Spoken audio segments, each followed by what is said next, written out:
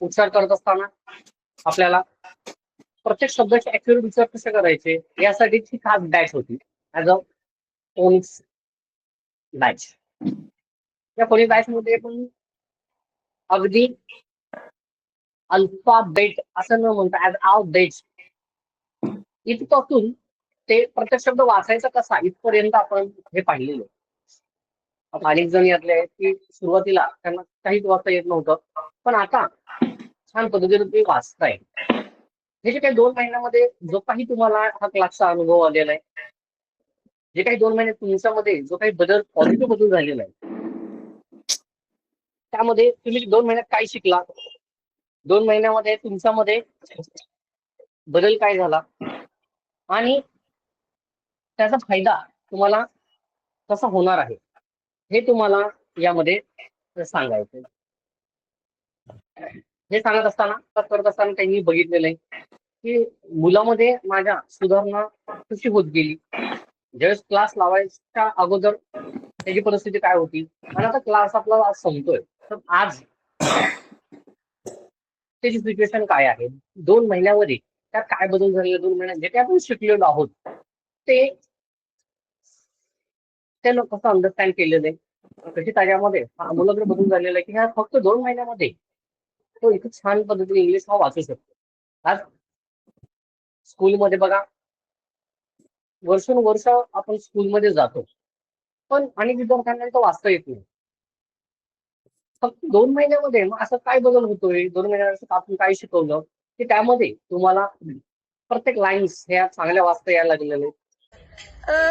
Sir आता मी आधी मी fast नाही रीड करायचो, आता मी फास्ट आणि प्रॉपर रीड करतो. हा एक माझं बदल झालाय. आणि आधी आधी तिचं रीडिंग आणि आताच रीडिंग मध्ये माझं लय फरक आहे. आणि मम्मी पण मी पण दररोज एक पेज माझ्या बालभारतीचा एक पेज पुन्हा रीड करतो. खूप छान झालंय. खूप छान इम्प्रुव्हमेंट. नंतर आता समजतच वर्ड कसं करायचं, बनवायचे कसे आणि कुठून स्टार्ट होतं आपल्याला. आणि तुम्ही पण छान त्याला शिकवलंय एकदम.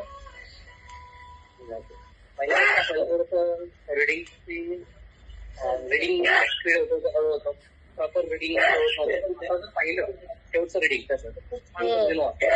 नाही, तेच खूप छान होतं. काल पण त्याने रीडिंग केलं म्हणजे त्याला आता समजतंय वर्ड बनवता येतात.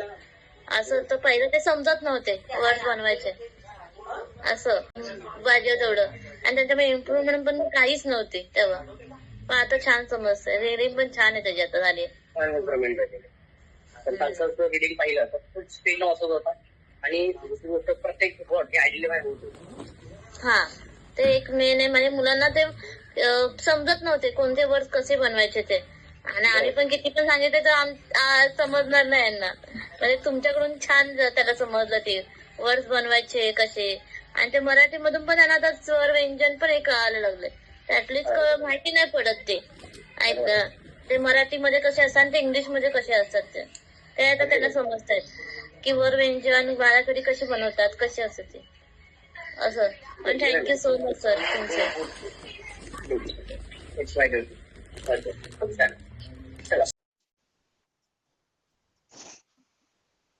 My name is Rajveer Ramesh Garg.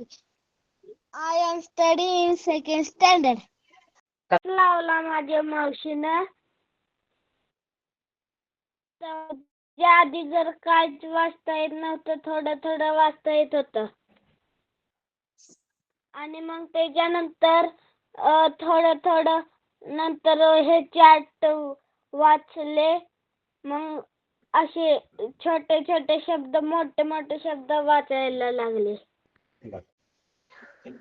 शाळेमध्ये थोडं स्टोरी अर्धी वाचतो. आज साधारणतः 2 महिने झाले क्लास करतोय. 2 महिन्यामध्ये प्रत्यक्ष तुम्हाला काय बदल जाणवतो त्याच्यामध्ये? आता आम्ही म्हणजे त्याचे मम्मी पप्पा दोन्ही आम्ही जॉबला असल्यामुळे त्याच्याकडे लक्ष देता येत नव्हतं. पण बऱ्यापैकी तो उच्चार वाचन ही करायला लागलाय. कारण घरात कोणच नसतंय, आजी आजोबा. आणि ABCD त्याला किती जरी वेळा आपण सांगितलं की बाळा आपण A ला काय म्हणतात, B ला काय म्हणतात ते शिक.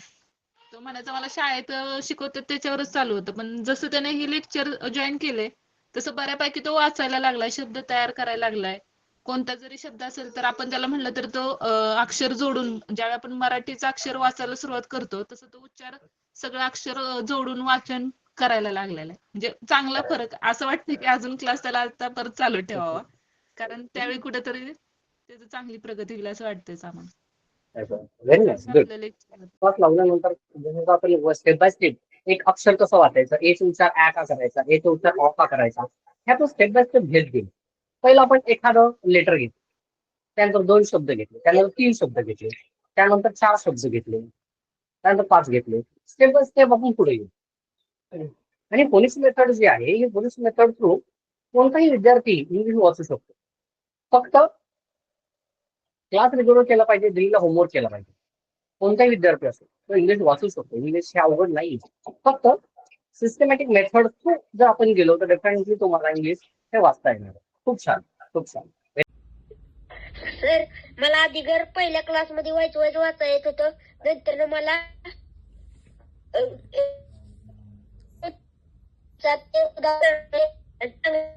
तुम्ही शिकवता त्याच्यात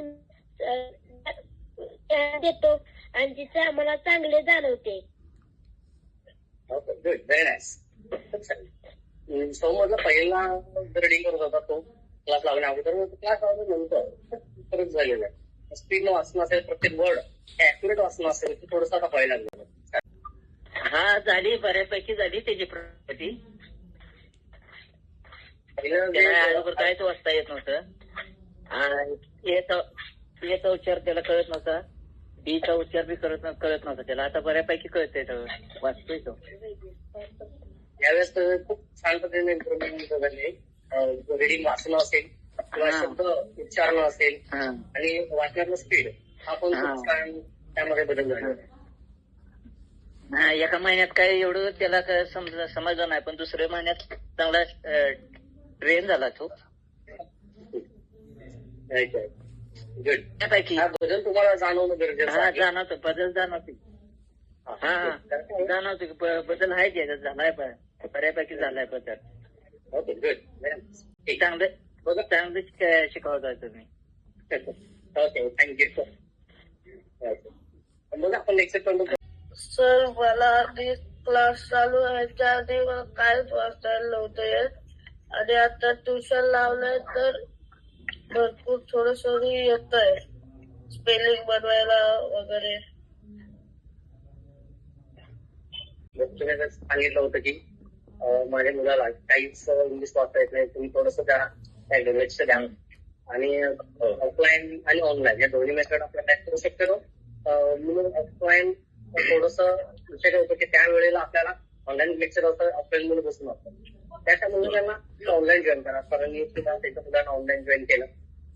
सर काय बदल जाणवतो? बऱ्यापैकी फरक पडल्यासारखं वाटलं. पहिले त्याला म्हणजे वाचण्याचा खूपच प्रॉब्लेम व्हायचा, आता व्यवस्थित वाचायला वगैरे लागलेला आहे. हा बदल तुम्हाला जाणवतो, याबद्दल तुम्हाला सगळ्यांना अनुभवता येतं. कारण मुलगा ऑफलाईन जातो, क्लासमध्ये काय शिकवतात काय नाही हे आपल्याला कळलंच नाही, घरी येतो. पण ज्यावेळेस आपला मुलगा आपल्या समोर बसून काय करतो हे आपल्याला लक्षात येतं. तेव्हा मात्र डेफिनेटली लक्षात येतं की येस योग्य पद्धतीने शिकतो नाही शिकत, हाच तो अनुभव. आणि ऑनलाईन क्लासेस हे थोडेसे प्रतिबंधली नाही का, कारण ऑनलाईन क्लास म्हणलं की विद्यार्थी शिकणार नाही, तर आपल्या डोळ्यासमोर विद्यार्थी सर काही शिकवणार जे तुम्हाला कळते. आणि व्हॉट्सअप ग्रुप पूर्ण बंद होईल. आणि दुसरा जो व्हॉट्सअप ग्रुप आहे की आतापर्यंत जे काही फोनिक्स बॅचेस झालेले आहेत त्या सर्वांमध्ये तुम्हाला त्यामध्ये ऍड केलं पाहिजे. त्यामध्ये दररोज तुम्हाला एक स्टोरी आहे ती पाठवली जाईल, जी तुम्हाला स्टोरी रेकॉर्ड करून त्या ग्रुपवर पाठवायची असते. यामध्ये हा क्लास संपला म्हणजे आपलं रिलेशन संपलं असं नाही. तुम्ही कधीही मला फोन करू शकता, तुम्ही कधीही मला मेसेज करू शकता. इंग्लिश संदर्भात काही जरी अडचण आली तर तुम्ही मला केव्हाही विचारू शकता. त्यामुळं सर आता मी क्लास बंद केलाय, आता क्लास संपलाय, सरांना कसं विचारू, सरांना कसा फोन करू, असं अजिबात करू नका. तुम्हाला ज्या ठिकाणी अडचण येईल इंग्लिश संदर्भात त्या ठिकाणी तुम्ही मला केव्हाही फोन करा, केव्हाही मेसेज करा. ओके.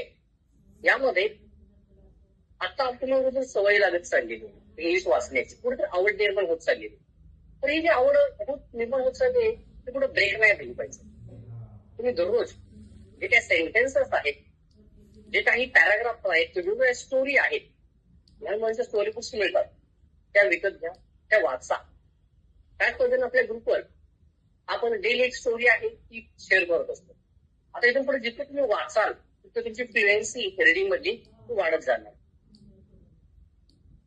त्यामुळं पहिलं काम करायचं, जास्तीत जास्त वर्ड्स कसे वाचता येईल त्याकडे बघायचं. दुसरी गोष्ट, आपल्या घरी डिक्शनरी असणं गरजेचं आहे. अनेक शब्द जे आहेत हे आपण चुकीबद्दल उच्चारतो. जसं आपण गावाला विलेज म्हणतो, पण आपण क्लासमध्ये बघितलं की विलेज असा उच्चारच नाहीये. उच्चार काय विलेज.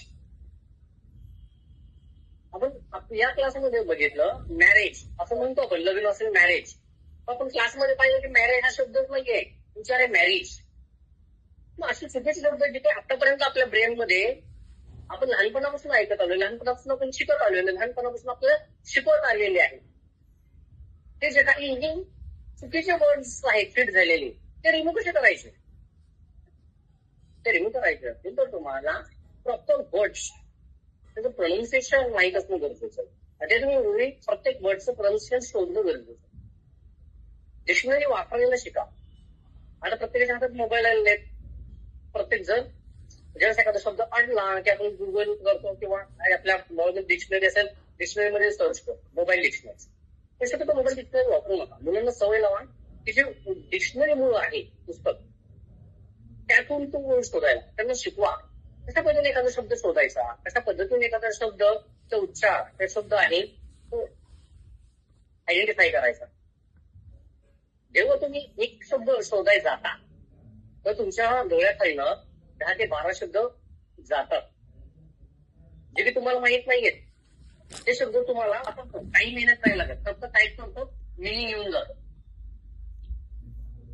पण डिक्शनरीमध्ये तुम्ही एखादा शब्द शोधता तुमच्या डोळ्याखाली 10 ते 12 वर्ड जातात, जे तुम्हाला अनोळखी आहे तुमच्यासाठी ते तुमच्या ओळखीचे होतात.